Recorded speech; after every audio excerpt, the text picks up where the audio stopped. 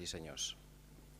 En començar a escriure aquesta glossa, se m'ha fet present com evocava el 1958 Lluís Nicolau d'Olver el magisteri d'Antoni Rubió i Lluch. Deia, és una cita llarga, la seva càtedra de literatura catalana, inaugurada en el curs 1904-1905, fou una revolució.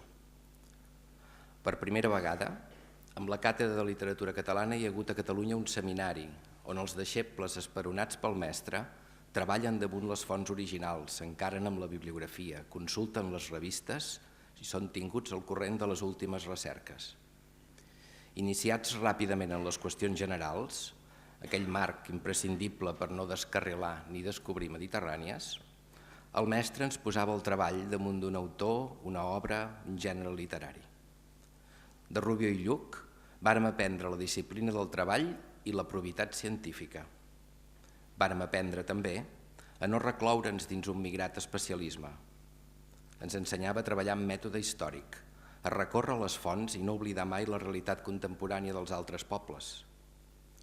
Un detall qualsevol li era excusa d'una fuga lírica per recitar-nos tercets de Dante o estances de Petrarca o d'Ausiàs March o de Fra Luis de León.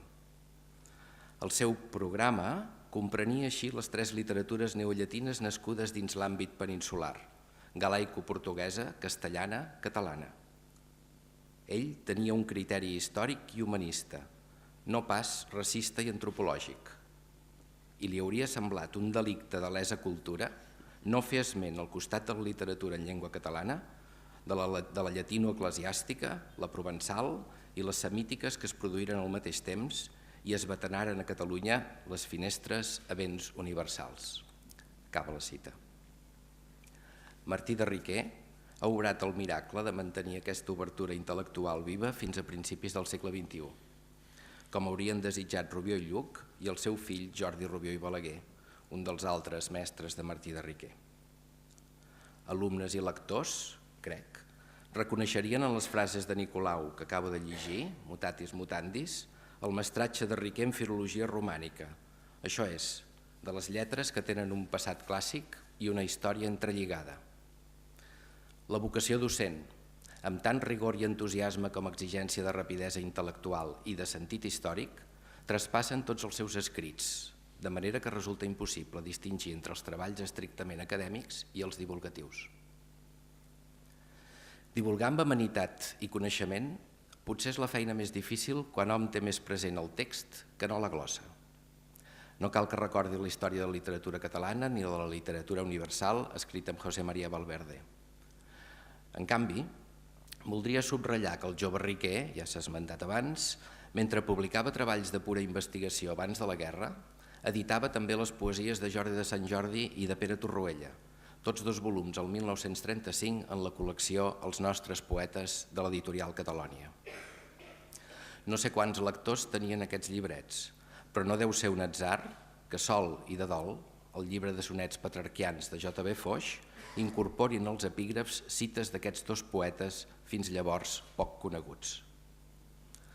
En aquells anys 30, els trobadors ja eren els seus companys, recordava Joan Teixidor, i ho certifica el 1940 un llibret amb la poesia de Bernat de Ventadorn estampat en la col·lecció Poesia en la mano, la mateixa que l'any a sobre integrà una selecció de l'obra d'Ausiàs March. Aquests interessos romànics primissers, però, no anaven deslligats del llatí. Per exemple, el 1936, a Quaderns de Poesia, el jove estudiós llegia un motiu de la poesia 1 de March comparant-lo amb Dante, Sèneca, Sant Tomàs i Joan Boscà, o bé tractava sobre fortuna en el poeta valencià a partir d'Alain Delille, seguint la petja de Marçal Olivar. Però el caràcter primordial de la poesia provençal s'imposà per sentit històric i segurament també per pràctica docent. I en sorgiren, passada la guerra i sobretot amb la càtedra d'Història de les Literatures Romàniques, una dedicació ben coneguda a la lírica dels trobadors i una dilecció per la poesia de Jordi de Sant Jordi. En la primera contribució de postguerra als nostres clàssics conflueixen alguns d'aquests fils. L'antiga dedicació al provençalisme i a la seva herència catalana, d'una banda, la voluntat de divulgar amb rigor els resultats d'investigació, d'arxiu i literària. La continuïtat és ben clara. El 1936 publicà 4 poesies d'Andreu Febrer a Cruz i Raya, la revista de Juan Bergamín, i el 1951 n'edità tota la lírica al volum A68 dels nostres clàssics. Entenguem-ne el valor històric.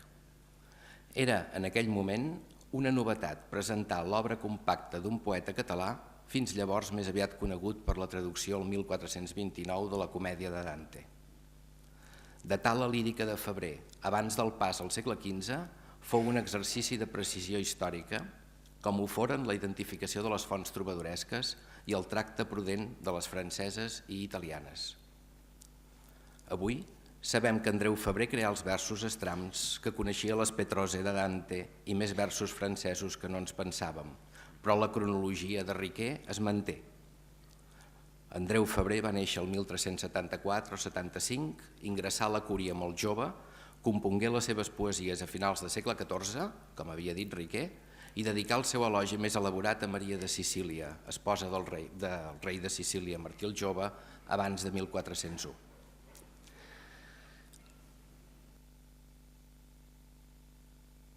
Si aquesta cronologia es manté, és perquè Martí de Riquer sempre pensà que establir un marc biogràfic i, si pot ser, una educació i una cort, és indispensable per situar un autor medieval.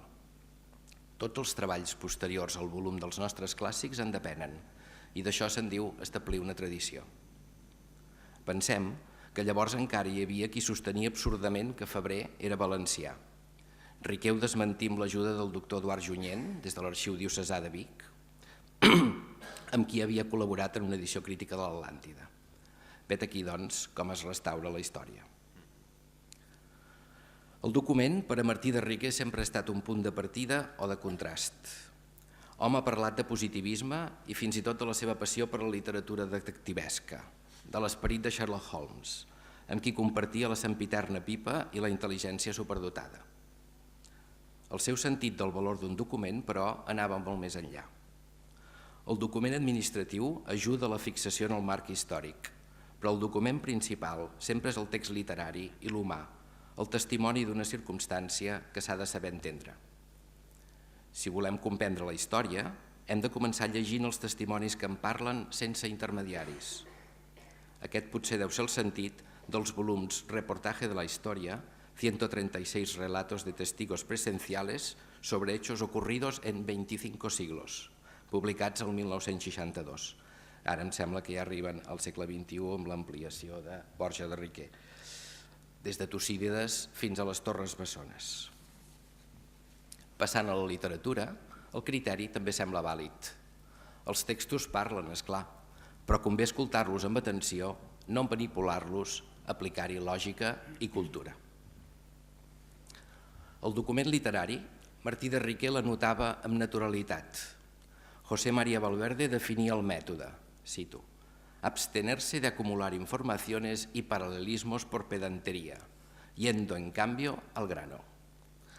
Així, en anotar els versos «Ops hi hauria ortiga que el nervi vos estendés» i «Caldria ortiga que us estirés el nervi», referits al braç curt i enquilosat d'un pobre enemic de Guillem de Berguedà, Riquer anota que el remei procedia, cito, de un recetario o de la medicina popular. Dona la referència a l'Alcover Moll i afegeix de manera gairebé màgica. I me informan que en el Berguedà los campesinos curan la apoplejía con la ortiga, sea en infusión, sea frotando con ella el miembro afectado, sea aplicándola en emplasto. Lector atentíssim, en llegir els versos d'Andreu Febrer dedicats a una Beatriu, de seguida observar que li deia passabautats, a manera de senyal, expressió que justifica en una poesia adreçada a l'Oindana Amor. La connexió el portà a formular la hipòtesi que na Beatriu i les dames amagades sota els pseudònims eren la mateixa persona. La hipòtesi avui té moltes conseqüències. En l'edició de Riquer ocupava una nota de 18 ratlles. Aquesta facilitat per trobar la manera natural i breu de comunicar l'erudició es retroba 3 anys després en el volum dedicat a les 21 poesies inèdites de Gilabert de Pròixida, els nostres clàssics 76. Afegim-hi les 15 de febrer i les 18 de l'edició de Jordi de Sant Jordi de 1955 i ens adonarem que en 5 anys Riquer transformà del tot el coneixement de la poesia catalana anterior a Ausiàs Marc. Dit d'una altra manera, la dotà d'un corpus de qualitat fixat amb el mètode de la filologia moderna. Arribats en aquest punt, m'agradaria recordar que els nostres clàssics, concebuts inicialment com una empresa divulgativa, eren esdevinguts una col·lecció amb el rigor del seu director Josep Maria de Casacuberta. El professor Josep Romeu explicava que hom entrava al despatx de Casacuberta amb una introducció de 100 pàgines i en sortia amb una de 30. Martí de Riquer ho resumí d'una altra manera. Cito: fer un llibre amb ell era fer un curs de filologia. Més enllà d'aquestes impressions, queda el testimoni que en aquella època, abans dels comitès i els índexs d'impacte, l'edició de febrer la revisà Jordi Rubió mateix. La de Pròxida, Isvan Franc, malaguanyat romanista i gran expert en versificació.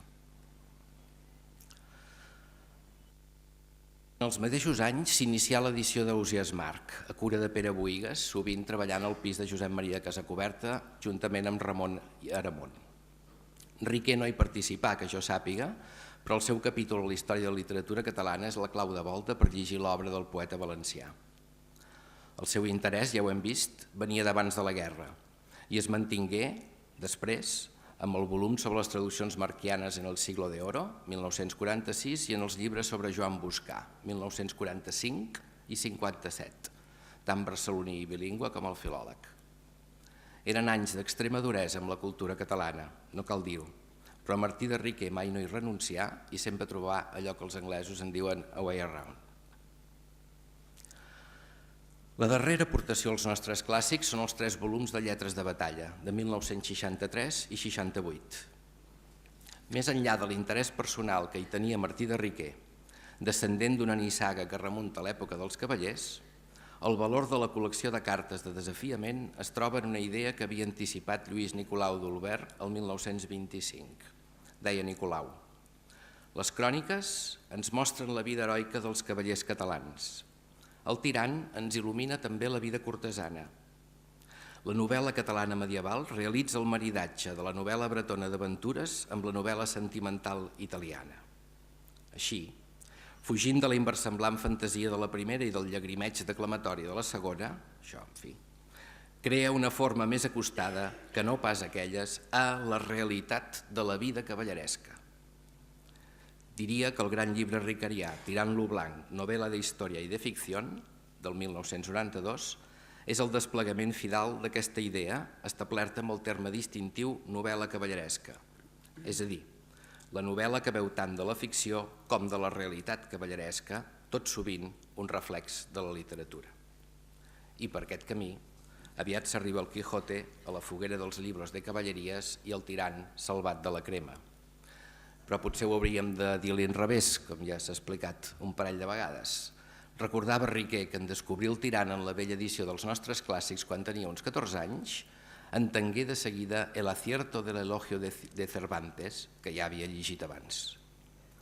No ha d'estranyar, doncs, que les edicions i estudis de la novel·la de Junot Martorell s'anessin entrellaçant amb els del Quijote, com si fossin episodis d'un nou conte del Graal.